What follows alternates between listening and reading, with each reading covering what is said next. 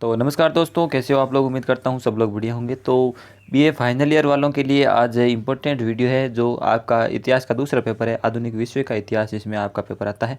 तो उसका एक सॉल्व पेपर है 2022 वाला, वो मैं आपके लिए इस वीडियो में लेकर आया हूँ। यानी कि जो 2022 में पेपर आया था उसके प्रश्नों के उत्तर आपको इस वीडियो में बताने वाला हूँ। तो ये जो सॉल्व पेपर इसलिए करा रहा हूँ क्योंकि जो पिछले सालों के प्रश्न हैं वो आपके आने वाले सालों में, आने वाले ईयर्स में भी प्रश्न पूछे जाते हैं पिछली परीक्षाओं के। तो इसलिए ये वीडियो आपके लिए इंपॉर्टेंट रहने वाला है। 2x में आप इस वीडियो को देख सकते हैं, 2x स्पीड कीजिए यूट्यूब पर और आप इसको देख सकते हैं, अपना टाइम बचा सकते हैं। और ये पीडीएफ आप टेलीग्राम चैनल से डाउनलोड कर लेना। टेलीग्राम पर सेम नाम से अपना चैनल बना हुआ है, ज्वाइन कर लेना। वहाँ पे आपको आप जो डेट है इस वीडियो की डेट से मिलान करके वहाँ से डाउनलोड कर सकते हैं, ठीक है, इस पीडीएफ को। तो चलिए बात करते हैं। कुछ जो प्रश्न है इंपॉर्टेंट और आपके परीक्षाओं की दृष्टि से काफ़ी महत्वपूर्ण हो जाते हैं वो प्रश्न। तो सबसे पहला प्रश्न है पेट्रोक के बारे में। पेट्रोक कौन था या पेट्रोक क्या है, इसके बारे में परीक्षा में ऐसे ही सवाल आते हैं। आपको एक शब्द दे देंगे और आपको उसके ऊपर निबंध लिखना है या फिर जो भी आपको लिखने के लिए बोल देंगे। ये जो प्रश्न है वो मतलब 20 शब्दों में आपको लिखने के लिए बोला जा रहा है कि 20 शब्दों वाले प्रश्न थे ये, लेकिन मैंने आपके लिए डिटेल में इसको उत्तर लिख रखा है, ठीक है, ताकि आपको कोई भी कन्फ्यूजन ना रहे। तो पेट्रोक के बारे में हम जानते हैं। पेट्रोक इटली के पुनर्जागरण काल के एक प्रतिष्ठित कवि, विद्वान और मानवतावादी थे। उन्हें मानवतावाद का जनक माना जाता है क्योंकि उन्होंने अपने लेखन और विचारों के माध्यम से मानवतावादी आंदोलन की नींव रखी। तो जो पेट्रार्क है उनको मानवतावाद का जनक माना जाता है। प्रश्न आपसे पूछ लेगा कि मानवतावाद का जनक किसे कहते हैं, तो पेट्रार्क को कहते हैं। और इनको इसलिए कहते हैं क्योंकि जो पुनर्जागरण काल है उनमें उन्होंने महत्वपूर्ण भूमिका निभाई है अपने लेखन और विचारों के माध्यम से, ठीक है। इन्होंने जो मानवतावादी आंदोलन है उसकी नींव रखी थी पेट्रार्क ने। पेट्रार्क अपनी प्रेम कविताओं, विशेष रूप से कान जोनियरे जो गीतिका है के लिए प्रसिद्ध है, जो उनकी आदर्श प्रेमिका लोरा के प्रति समर्पित है। उन्होंने सोनेट शैली को लोकप्रिय बनाने में भी महत्वपूर्ण भूमिका निभाई है पेट्रोक ने।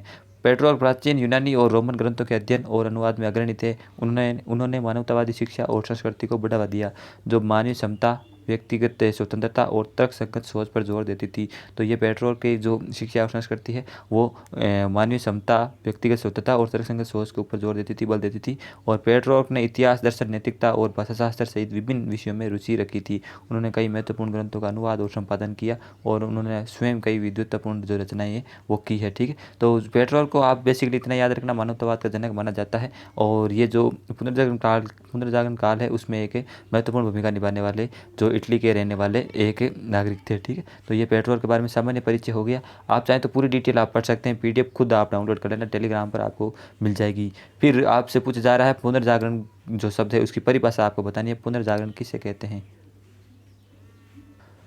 तो पुनर्जागरण की परिभाषा आपसे पूछी जा रही है। तो पुनर्जागरण का मतलब बेसिकली आप शब्द में ही इसका अर्थ छिपा है। पुनर्जागरण यानी पुण्य जागना।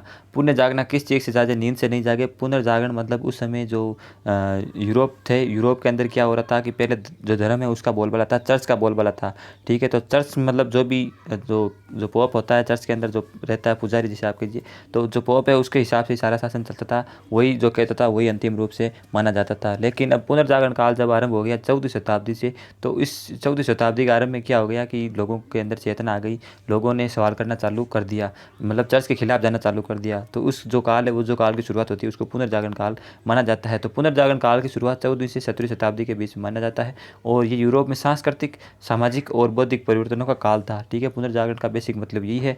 14वीं से 17वीं शताब्दी के बीच में यूरोप में सांस्कृतिक, सामाजिक और बौद्धिक जो परिवर्तनों का काल था उसे पुनर्जागरण काल कहते हैं। अब इसकी मुख्य विशेषताएं कौन कौन सी है पुनर्जागरण की? देखिए, पुनर्जागरण की जो पहली विशेषता वो है कि ये मानवतावादी है। तो मानवतावादी का मतलब है जो मानवीय क्षमता है, व्यक्तिगत स्वतंत्रता और तर्क पर बल देते हैं, यानी ये मानव पर बल देते थे। पहले धर्म पर बल दिया जाता था, लेकिन अब मानवतावाद का मतलब ये हो गया कि मानव को केंद्र में रखा जाएगा। मानव के हिसाब से, मानवीय क्षमता और व्यक्तिगत स्वतंत्रता के हिसाब से अब जो है वो सारी चीज़ें होने वाली है, सृष्टि में होने चाहिए।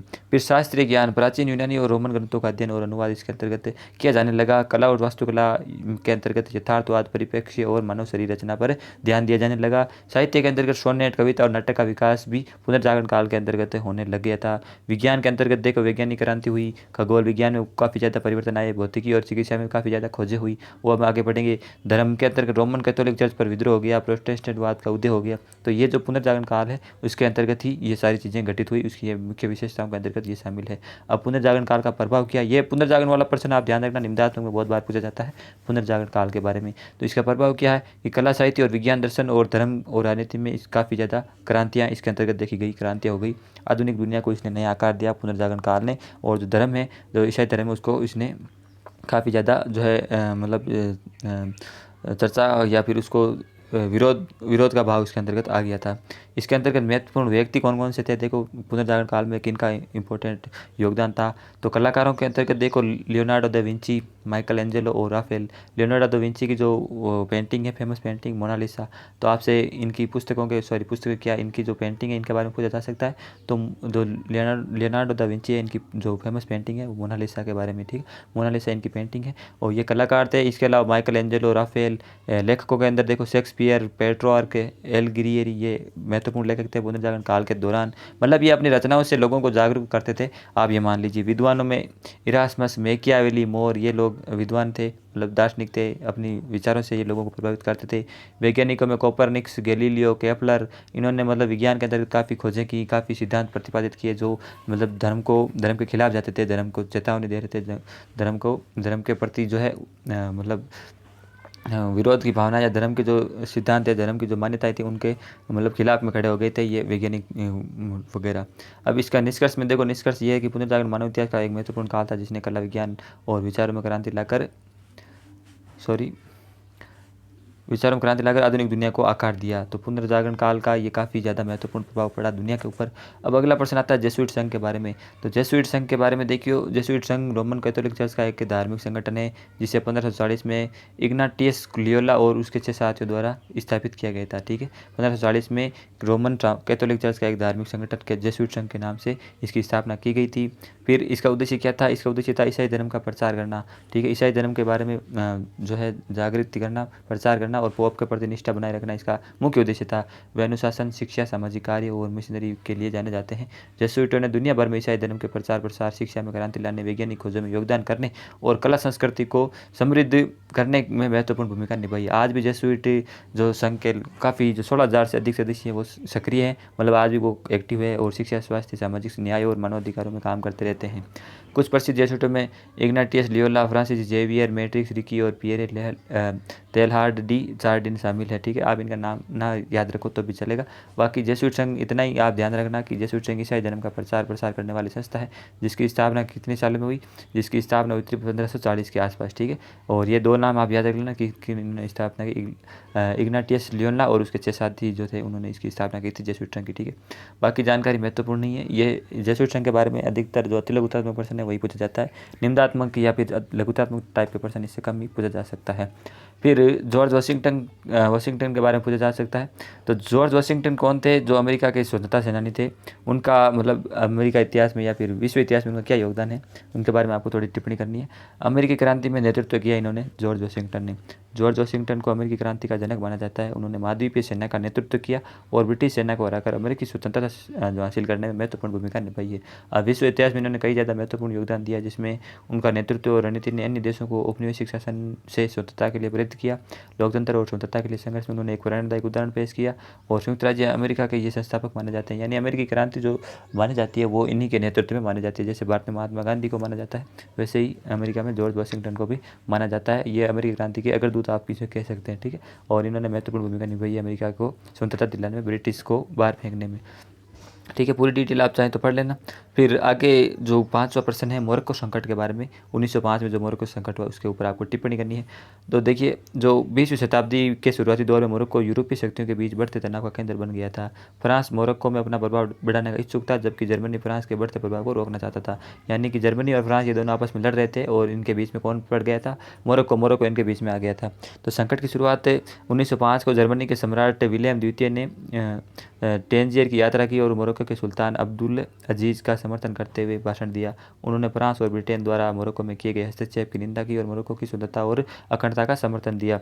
अब इसका प्रभाव क्या पड़ा, इन जो भाषण वगैरह दिया इन्होंने इसका समर्थन तो कर लिया लेकिन इसका प्रभाव पड़ा। इसके अंतर्गत अंतर्राष्ट्रीय तनाव बढ़ गया। जर्मनी के इस कदम से फ्रांस और ब्रिटेन बढ़ गई। यूरोप में युद्ध का खतरा मंडराने लगा। एंग्लो फ्रेंच एंटेट का मजबूती से खड़ा होना इस संकट में फ्रांस और ब्रिटेन को जर्मनी के खिलाफ एकजुट होने के लिए प्रेरित किया। 1906 में उन्होंने एंग्लो फ्रेंच एंटेट पर हस्ताक्षर कर दिए जिसने उनके बीच दोस्ती और सहयोग की औपचारिक जो है उसको पूरा कर दिया। प्रथम विश्व युद्ध का बीज भी मोरक्को संकट से ही माना जाता है। तो मोरक्को संकट प्रथम विश्व युद्ध के लिए एक महत्वपूर्ण प्रस्तावना माना जाता है। इसने यूरोपीय शक्तियों के बीच बढ़ते तनाव और गठबंधन की राजनीति को उजागर कर दिया। यानी कि मोरक्को संकट के बाद में ही जो मतलब अलग अलग गुट बनने लगे थे, आप ये समझ सकते हैं। फ्रांस और जर्मनी के बीच में जो काफ़ी तनाव इसके अंतर्गत बढ़ गया था।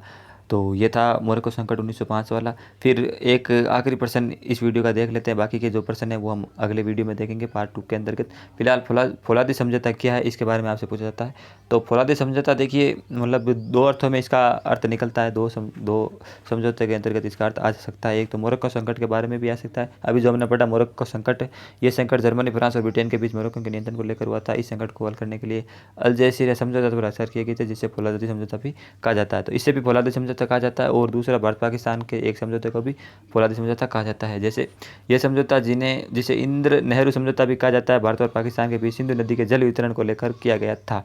इसे फौलादी समझौता भी कहते हैं, क्योंकि ये एक स्थायी समाधान के रूप में देखा जाता था। फौलादी मतलब आपको पता है कठोर समझौता या ये कठोर चीज़। तो भारत पाकिस्तान के अंतर्गत भी ये समझौता हुआ और मोरक्को संकट के अंतर्गत भी एक समझौता हुआ, जिसे फौलादी समझौता कहते हैं। इन दोनों में से कौन सा सही है इसकी मैं पुष्टि नहीं करता, कौन सा ऑफिशियल तौर पर मान्य होता है मुझे कहीं पर मिला नहीं, तो इसलिए मैंने ये नेट से आपको डाउनलोड करके या सर्च करके ये बताया है इस प्रश्न का उत्तर, ठीक है।